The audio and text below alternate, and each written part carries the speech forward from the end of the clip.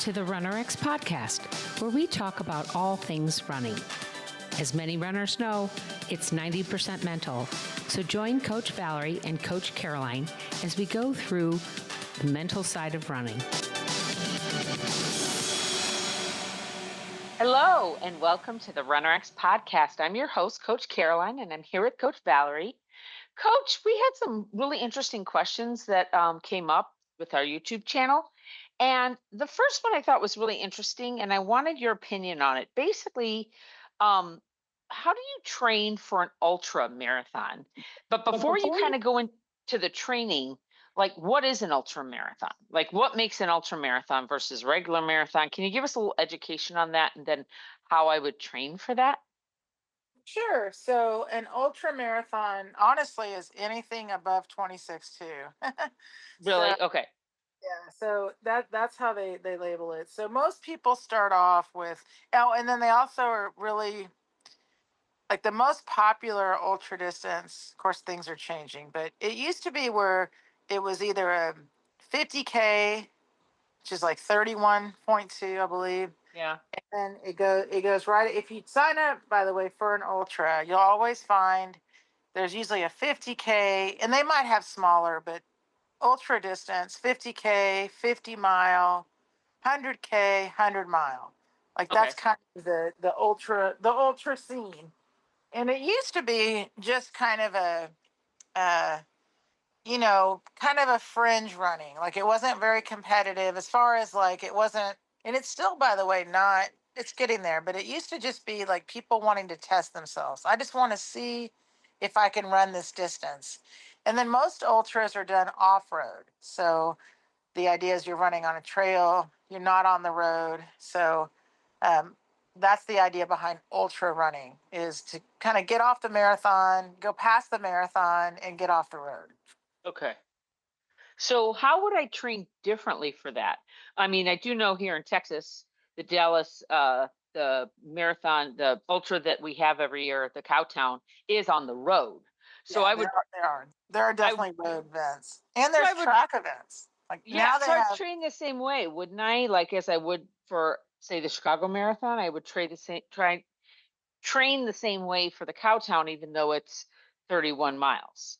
you would Or train, you would train similarly, but like anything else, if I'm going to plan on being on my feet for a long time, then I have to add in extra training. So what I do on our plans, by the way, for those of anyone following us, so we just had someone actually run their first 100K.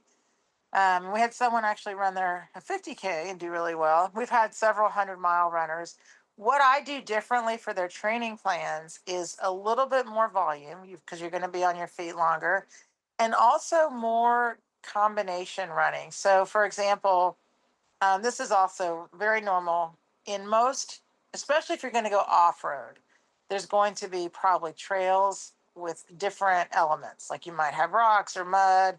You might have to use poles. Like there might be different things you have to train for that way. Like terrain is different. uh-huh. So for people that are definitely going to go on trails, you've got to include some trail training. So then I might have you go out Saturday on the road, for example, and do a traditional training run. And then Sunday, you might go out on the trail and work on trail technique. Also, adding in a little bit more strength training for ultra running for two reasons. One, you're going to be out longer. And second, most ultras, you have to carry things. So, like for a regular road race, you don't have to bring anything. There's aid stations, you're fine. For ultra running, those longer distance runs, they're not set up the same way. So, you might have to run 6 to 10 miles before you see an aid station. So, you have to learn also how to carry your fuel, your nutrition, your hydration. So, training wise, though, you really have to train very similarly to a road race. Okay. Most of your training is the same. However, if you are going to up distance and, of course, get out on trails, you've got to simulate that type of training.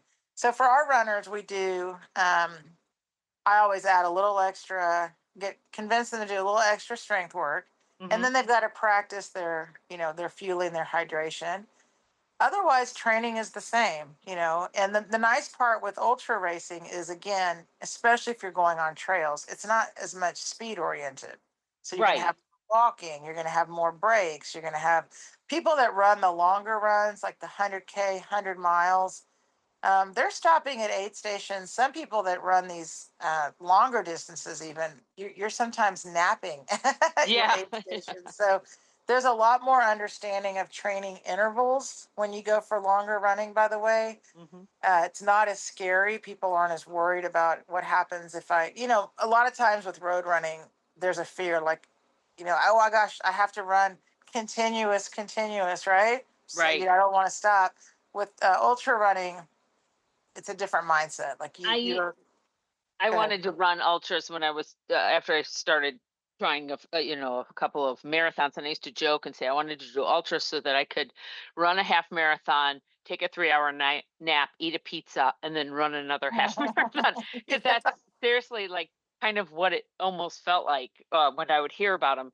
I never did get into that. The most I ever did was 2 back-to-back halves. So I literally ran a half in the morning, went home, celebrated New Year's without drinking, woke up the next day and ran another half, and that wasn't too bad.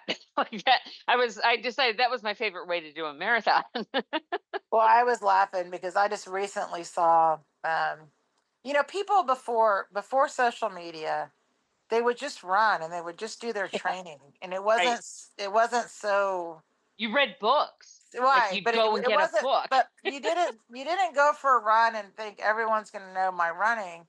And what I see now is people are there's so much information. So Oh yeah. somebody the other day was asking, if I run at night and then I run in the morning, can I add those two runs together? And this is important for people to understand is what's important is consistency. So Okay. much more than volume is Yeah. consistency. And the reason I say that is because if you follow runners, so for example, right now one of the top American female ultra runners, she lives in Leadville. Her name is Courtney DeWalter. She lives in Leadville, Colorado, and her life is training. Like she's a professional athlete. Right. And so she has the ability to run hours and hours and hours a day. So then, of course, you're thinking, oh my gosh, how am I ever going to run an ultra? I actually have a job and I can't run hours and hours a day. So, Right. what's amazing is this weekend, this past weekend, the 100-mile race at Tunnel Hill, the women's record was broken by a woman that works full time. Oh, wow. And yeah, and she says, of course, they said, oh my gosh, how do you do it? And she said, well, instead of trying to run a bunch of hours all at once, I just run when I can. And there's another guy, his name's Harvey, and he wins. Like he's the same way. He runs and he wins these ultra races, and he's a school teacher. So he runs in the morning to school, and then he runs home. And then on the weekends, he gets in his long run. So he's like, he runs every day he runs, but he doesn't have time to run hours and hours. And so we tell all of our runners that the best thing about running, and this is for anybody, you absolutely, if you want to train for long runs, you are going to have to get long runs in. But the reality is, you can break up your running. And it's just as important, especially for those of us runners that we're not professional runners. This is a big reason we include all those drills in our runs because getting in the drill work is like getting in mileage, but getting in like compressed. You know what I mean? Yeah, Like, I really want to talk about that. But one thing that I also like, will put a pin in that because I want to talk about that, sure. the drills. But one of the things too that I had read when I was doing more of this is, and we don't like to speed shame people, but to be honest, these people that are running multiple times a day or even running their quote unquote long runs before work are able to get in 20 miles in 2 hours. Like Right. they're fast runners. And so when they're breaking up their 20 milers, they're doing 2 hours in the morning, 2 hours at night because they can get that in the morning. And there's a lot of us that aren't that. We're double digit runners, or we're just barely a 9 minute miler or something. So let's that being said, like be realistic.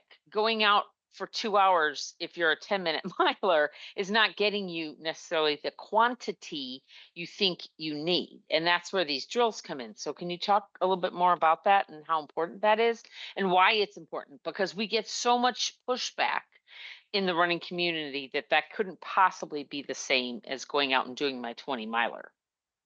Right, and it's not. So I want to keep that for two. Let's talk about two things. One is, and also, by the way, this is a big pushback you get from runners that do not want to do drills or they don't want to warm up. It's because they don't want Right. to do it. They Yeah. don't want to do it Yeah. either. So they're like, I mean, I laugh because I saw something last week that somebody posted. Do people still foam roll? Is that a thing? Oh my And I was God. like, it wasn't ever I guarantee you, runners still have tight calves. Hmm. So what? Here's the challenge. And again, we all try to train like professional athletes, and we're not when we're not we got to be careful when Right. you're not a professional athlete. And the reality is most athletes have a coach or have, for sure, and they are doing things like drills and warm-ups and things like that. It's just not very, it's not as talked about. It's not as Right. glorified. So what we hear more about, what people post about, is I went out and got my miles in. I got my miles done. So that's why it's so in our head that we've got to get these miles. And believe me, guys, you of course have to get your miles. So what I'm talking about is quality of mileage. So for example, just like Caroline said, if someone that's already a seasoned runner, right? They're not injured, they do races all the time, and they say, I go out and I run 2 hours in the morning, 2 hours at night, or whatever they do, that's fine. For someone that's, again, like I always say, our community of just recreational to age group Recreational. Right. runners, Right. what you get from the drills that you may actually get if you go out and you try to run 1 to 2 hours at a time and your body isn't really primed for that, optimally conditioned for that, you're setting yourself up for injury. That's just a reality. Overuse is why you get injured. And if I'm overusing and doing something incorrectly over time, that's the problem, right? So, Right. say I go out for my, say, your run, whatever, and then you're like, I want to get that second run in or get something else in. Well, the reality is what the drills do is they allow your body to work in a way that's really efficient. And you're training your muscles and your movement patterns, your central nervous system, your tendon, your muscle tendon elasticity, all of those things that a lot of professional runners or elite runners have already done. They've already built that into their running. And so you are building that in by bringing in the drills and bringing in these different movement patterns that will actually help you to go out and run for these longer distances. And that's the thing that I try to get across to people. It's not replacing your distance running. It's enabling you. It's giving you the strength and the skill to go out and do those longer runs. That's what you want. So that way you don't feel like, oh my gosh, I'm not running all these hours. That's okay. You're running the hours you can run, and then you're using the time you have to be more efficient. Okay. Okay, so let's talk about some of those training, some of those drills that I would do. Obviously, you can join your app and you'll talk about some strength training. You talk about the drills. Coming into the membership, you teach us the drills and you teach us how to run correctly so that our movement is correct for that time we're out there. Um, is there something in particular that I could do every day? This is a great question, right? What could I do every day that I wouldn't have to join your app or your Mm. membership? Right? And we were just talking about this. What is something that I could work on right now after listening to this, maybe on my way to the track, that I could start working on to get me to do a drill before I go working on the track? Hops, ball of foot hops. Yeah. And How? by the way, when I very first started learning to be a running coach, getting into running coaching, I also didn't do drills. I just went out and ran, and you just warmed up as you went. I mean, I was the same runner as everybody else. And one of the things that I was taught was really shocking to me, by the way, was that runners need to hop. Runners need to jump and bounce. And running is the highest impact, solo sport there is. And most runners, honestly, they skip that. And then they'll tell you, my knees hurt. Well, the reason your knees hurt is because you don't have rebounding abilities. You haven't yet trained your Yeah. muscle tendon elasticity. So hops do that for you, not jumps, hops. And if you start on just with that, and here's the problem, right? Like anything else, I always read things like runners, you should jump rope. Runners, you should do this and that. And I'm like, almost no one I know knows how to jump rope when I meet them. Oh, no. Right. And so the reality is a lot of runners don't know how to hop either. And so they feel silly. That's the Right. most people don't do drills because they feel silly and they don't understand, they don't feel what it's doing for them. And it's just like foam rolling. If I get a foam roller out and I don't feel anything and it just kind of feels weird, why would I Or continue to do it? hurt, Yeah, it right? hurts. Because it Yeah. hurts. Yeah. So it's the same thing with what it's the same, for me it's like I want to go run an ultra. I want to run 50 miles. Well, if you want to run 50 miles, you better get those muscle tendons ready to handle 50 miles of wear and tear and stress. And doing that, part of getting ready for that is kind of getting that system ready. So yes, hops and drills are really going to benefit you with that. So going into to say your YouTube channel, I know we will be putting out this week when this podcast comes out. Go ahead and take a look. You're going to find a deeper dive into hops and elasticity. But aside from that, like I could go to your Facebook page, I could go to Instagram and search, Run RX uh, elasticity drills and probably get a plethora of things. What is the key thing when I'm doing ball of foot hops? I've seen you talk about this before where like don't try to jump on your heels, right? Like can you kind of break that down a little bit verbally before Yeah, we it's get to it's the really video? it's right. It's learning how to rebound. And what I mean by that is that when you really get comfortable with leaving the ground, I should say, and most of us jump by pressing into the ground and then extending upwards, right? That's the thought Right. behind jumping. Well, the problem with that would be great, like if you're going to make a basket, but with running, if you have to land, right? I don't just have to. So if you're like extending upwards and pressing into the ground, well, every action has an equal and opposite response. You're going to hit the ground pretty hard. Yeah. So learning how to bounce, learning how to rebound, learning how to hop is allows you to feel, and we're really good about using your whole body to feel this, and lifting your chest and torso to unweigh your feet. It's a real whole body movement pattern, and it connects you for your run, and second, it teaches you how to reduce and minimize impact. Once you learn how to hold that sweet spot, we call it the ready stance, of your knees are slightly bent, your torso's lifted, that's your position to be ready to run. You start learning how that position helps you to get off the ground. It's really it's an eye opening. It's body awareness for people.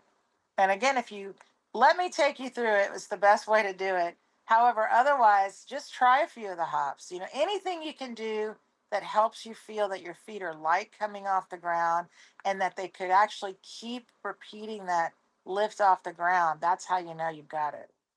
Okay, guys. So most likely you're getting this on a weekend. Go ahead and go into our YouTube channel or into our app. Go to the App Store or Google Play, search RunRx Academy, and you will look for the deep dives. I'll try to make sure this one gets put up at the same time as this uh, podcast goes live so that you can get it. It'll be towards the top, or you can search through any of our deep dives or go to our YouTube. We try to put the ones that I think are really the best for you to know, but you can always watch our YouTube channel and go to the deep dive videos. This will be a good one, really walking you through how to properly do a ball of foot hop, and it's going to be a big one.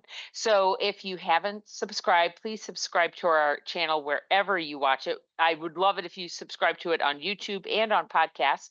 I would love for you to rate and review. 5 stars is like what we would love, and share it with a friend, because I found that that's actually what gets the podcast out to your friends and family. So send us a rate and review if you're on YouTube and you're listening to the podcast.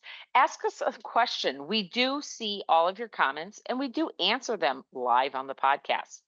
So if you haven't already, like and subscribe, go to our website at runrx.fit or our app and join the membership. We'd love to see you.